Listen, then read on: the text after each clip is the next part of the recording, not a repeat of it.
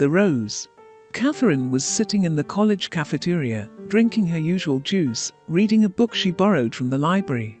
I ran to her, she saw me and smiled. I was so pleased, because of her charming smile. That smile was the best sign of her happiness to see me too. I sat on a chair next to her and said, "Happy birthday," and gave her a pretty red rose.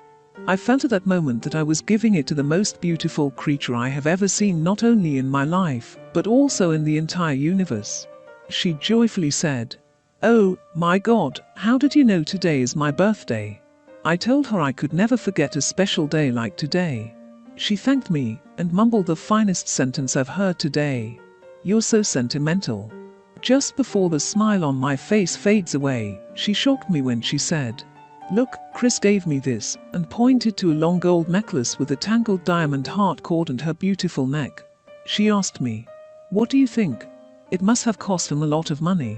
I was very ashamed looking at the precious necklace and comparing it to my humble gift, the rose.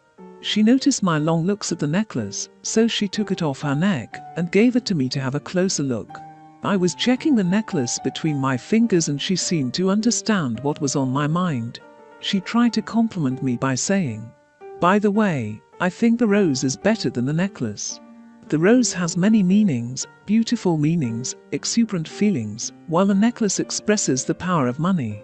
She stopped to catch her breath and continued, "The person who thinks about giving his girlfriend a rose is a romantic, kind, dreamy human being, and the one who gives his girlfriend such a precious necklace is thinking with the language of money, so materialist, thinks he can buy anything with his money." I kept quiet for a while. I didn't believe what she said, but I liked her miserable attempts to compliment me. She continued, "You know what? We girls love a rose more than the necklace." I smiled at her last sentence and continued talking about various things away from the rose, the necklace, and the meaning of gifts. Time passed so fast, we didn't feel it. Until she looked at her watch and disturbingly said, "Oh, my God, time has passed. Let's continue our conversation later, I have to go. It's time for my lecture. Bye." She carried her books and left, but 1 second later she came back and said, "The necklace please." At that moment, I noticed that the necklace was still in my hand. I gave it to her immediately.